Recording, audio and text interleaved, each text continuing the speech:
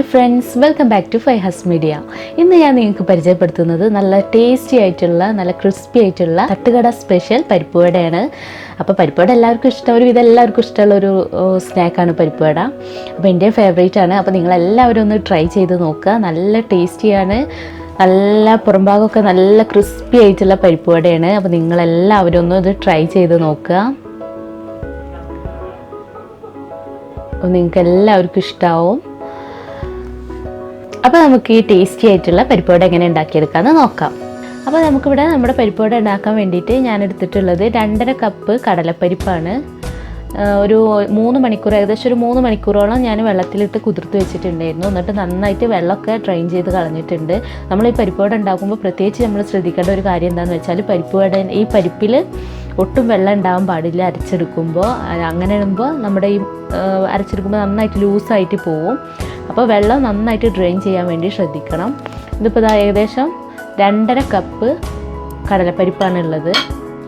നന്നായിട്ട് നമ്മൾ സോക്ക് ചെയ്ത് വെക്കണം. ഏകദേശം ഇതങ്ങനെ കട്ട് ചെയ്യുമ്പോൾ ജസ്റ്റ് ഇങ്ങനെ ആക്കുമ്പോൾ പ്രസ് ചെയ്യുമ്പോൾ തന്നെ മുറിഞ്ഞു പോകണം. ഈ ഒരു ഇതിൽ വേണം നമുക്ക് സോക്ക് ചെയ്തെടുക്കാൻ വേണ്ടിയിട്ട്. ഇനി നമുക്ക് ഇതിൽ നിന്ന് ഏകദേശം ഞാനൊരു 2 ടേബിൾ സ്പൂണ് കടലപ്പരിപ്പ് ഞാൻ മാറ്റി വെക്കുന്നുണ്ട്, ലാസ്റ്റ് ഒന്ന് ആഡ് ചെയ്ത് കൊടുക്കാൻ വേണ്ടിയിട്ട്. മൊത്തത്തിൽ ചതച്ചെടുക്കുന്നില്ല.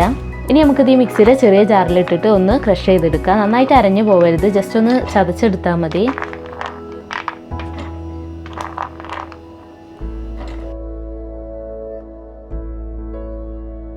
ഞാനിപ്പോൾ പകുതിയായിട്ട് ഇട്ടിട്ട് 2 ബാച്ചാക്കി ഇട്ടിട്ടാണ് ഞാനിത് ചതച്ചെടുക്കുന്നത്.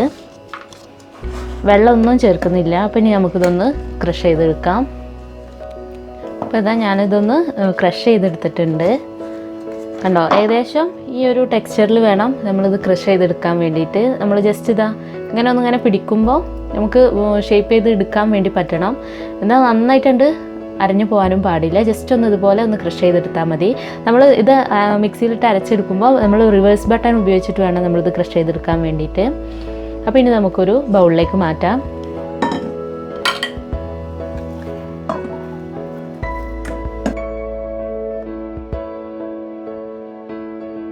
ഇനി ഇതുപോലെ നമുക്ക് ബാക്കിയുള്ള കടലപ്പരിപ്പും കൂടെ നമുക്ക് അരച്ചെടുക്കാം.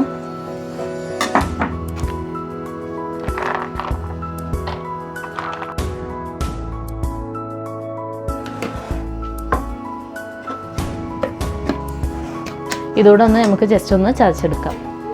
അപ്പോൾ ഞാനിപ്പോൾ ഇതാ ബാക്കിയുള്ള കടലപ്പരിപ്പും കൂടെ ഞാനൊന്ന് ക്രഷ് ചെയ്തെടുത്തിട്ടുണ്ട്. കണ്ടോ, വെള്ളം ചേർക്കാതെ നമ്മൾ ഈ ഒരു കൺസിസ്റ്റൻസിയിൽ വേണം, നമ്മൾ ഈ ഒരു ടെക്സ്ചറിൽ വേണം നമ്മളിത് ചതച്ചെടുക്കാൻ വേണ്ടിയിട്ട്. അതുകൊണ്ടാണ് നമ്മൾ നന്നായിട്ട് വെള്ളം ഡ്രെയിൻ ചെയ്ത് കളയണമെന്ന് പറയുന്നത്. അപ്പോൾ ഇതും കൂടെ നമുക്ക് ഈ ഒരു ബൗളിലേക്ക് മാറ്റാം.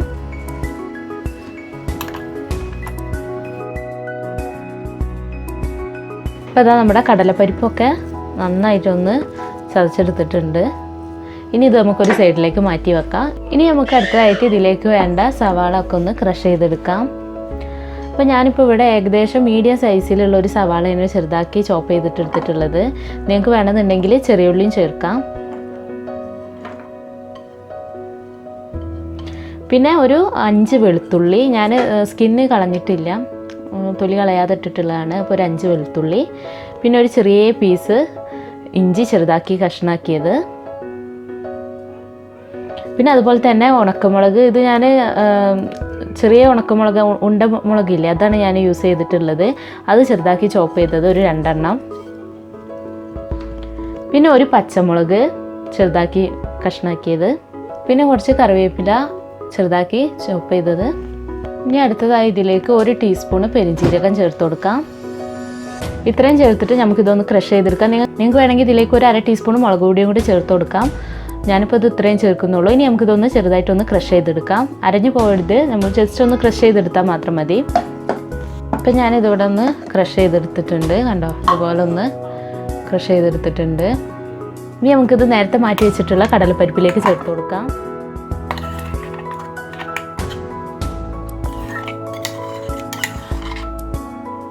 ഇനി അടുത്തതായി ഇതിലേക്ക് ഒരു 1/4 ടീസ്പൂണ് കായപ്പൊടി ചേർത്ത് കൊടുക്കാം. പിന്നെ ആവശ്യത്തിന് ഉപ്പും ചേർത്ത് കൊടുക്കാം. പിന്നെ അടുത്തതായിട്ട് നമുക്ക് ഇതിലേക്ക് കുറച്ച് മല്ലിയില ചെറുതാക്കി എരിഞ്ഞതും കൂടെ ചേർത്ത് കൊടുക്കാം. ഇനി ഇത് കൈ വെച്ചിട്ട് നന്നായിട്ടൊന്ന് മിക്സ് ചെയ്തെടുക്കുക. നമ്മൾ ഏകദേശം ഒരു 1-2 മിനിറ്റെങ്കിലും നമ്മൾ നന്നായിട്ട് മിക്സ് ചെയ്യണം.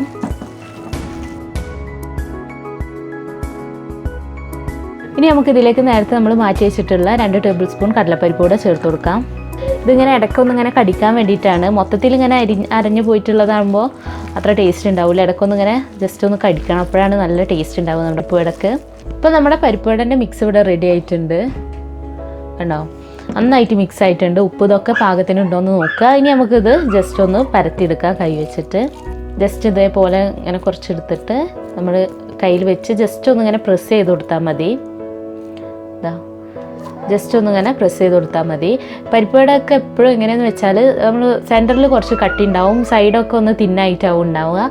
ഇനി നന്നായിട്ട് ക്രിസ്പി ആയിട്ട് ഇഷ്ടമുള്ള ആൾക്കാരാണെങ്കിൽ കുറച്ചുകൂടി ഒന്ന് തിന്നായിട്ട് ചെറിയ ബോൾസ് എടുത്തിട്ട് പരത്തിയെടുത്താൽ മതി. ഇതിപ്പോൾ ജസ്റ്റ് ഒന്ന് ഇങ്ങനെ ഒന്ന് ജസ്റ്റ് കൈ വെച്ചിട്ടൊന്ന് പ്രസ് ചെയ്തെടുക്കുക. ഇത് നമുക്ക് ഇങ്ങനെ പരത്തി വെക്കണം എന്നൊന്നുമില്ല. നമ്മൾ എണ്ണയിൽ പൊരിച്ചെടുക്കുമ്പോൾ നമുക്ക് അതിലോട്ട് ഇങ്ങനെ ഡയറക്റ്റായിട്ട് ഇങ്ങനെ പരത്തിയിട്ടാൽ മതി. ഞാനിപ്പോൾ ഇത് ജസ്റ്റ് നിങ്ങൾക്കൊന്ന് കാണിച്ചു തരാൻ വേണ്ടി മാത്രമാണ് ഞാനിങ്ങനെ ചെയ്തിട്ടുള്ളത്. ഇനി നമുക്കിതൊന്ന് ഫ്രൈ ചെയ്തെടുക്കാം. ഇനി നമുക്ക് ഈ പരിപ്പ് വട ഒന്ന് പൊരിച്ചെടുക്കാം. അപ്പോൾ അതിന് വേണ്ടിയിട്ട് ഞാനിവിടെ ഒരു കടായിൽ കുറച്ച് ഓയിൽ ഒഴിച്ചിട്ടുണ്ട്. ഞാനിവിടെ സൺഫ്ലവർ ഓയിലാണ് യൂസ് ചെയ്യുന്നത്. പിന്നെ അതുപോലെ തന്നെ നമ്മളിത് ഏകദേശം നന്നായിട്ടൊന്ന് മുങ്ങി പൊരിയാൻ വേണ്ടിയിട്ടുള്ള അത്രയും ഓയിൽ നമ്മൾ ഒഴിക്കണം. ഇപ്പോൾ എണ്ണ നന്നായിട്ട് ചൂടായി വന്നിട്ടുണ്ട്. ഇനി നമുക്ക് ഓരോ പരിപ്പ് വട പൊരിച്ചെടുക്കാം.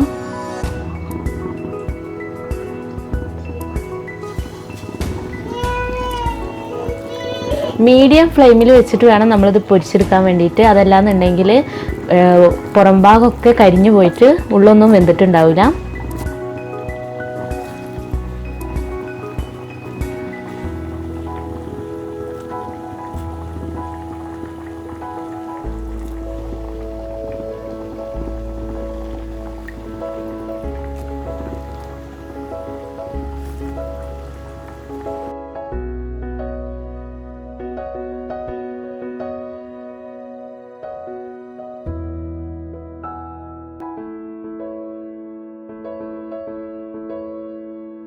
അപ്പോൾ നമ്മുടെ പരിപ്പ് വടയൊക്കെ ഇപ്പോൾ നല്ല ഗോൾഡൻ കളറായിട്ടുണ്ട്. ഇനി നമുക്കിത് ഓരോന്നായിട്ട് നമുക്ക് കോരിയെടുക്കാം.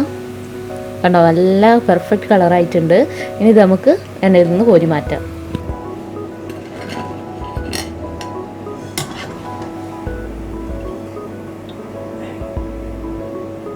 നല്ല ടേസ്റ്റാണ്. അപ്പോൾ നിങ്ങളെല്ലാവരും ഇതൊന്ന് ട്രൈ ചെയ്ത് നോക്കുക. അപ്പോൾ നമ്മുടെ പരിപ്പ് വട ഇവിടെ റെഡി ആയിട്ടുണ്ട്. അപ്പോൾ ഇനി ഇതുപോലെ തന്നെ നമുക്ക് ബാക്കിയുള്ളതും കൂടെ ഒന്ന് ഫ്രൈ ചെയ്തെടുക്കാം. അപ്പോൾ നമ്മുടെ പരിപ്പ് വട ഇവിടെ റെഡി ആയിട്ടുണ്ട്. നല്ല ക്രിസ്പി ആയിട്ടുള്ള നല്ല ടേസ്റ്റി ആയിട്ടുള്ള പരിപ്പ് വടയാണ്. നമ്മുടെ ശരിക്കും നമ്മുടെ തട്ടുകടയിൽ നിന്നൊക്കെ വാങ്ങുന്ന അതേ ടേസ്റ്റാണ്. അപ്പോൾ നിങ്ങൾ ഈ കറക്റ്റ് മെഷർമെൻറ്റിൽ തന്നെ ചെയ്ത് നോക്കുക. അപ്പോൾ നിങ്ങൾക്ക് പെർഫെക്റ്റ് ആയിട്ടുള്ള പരിപ്പ് വട കിട്ടും.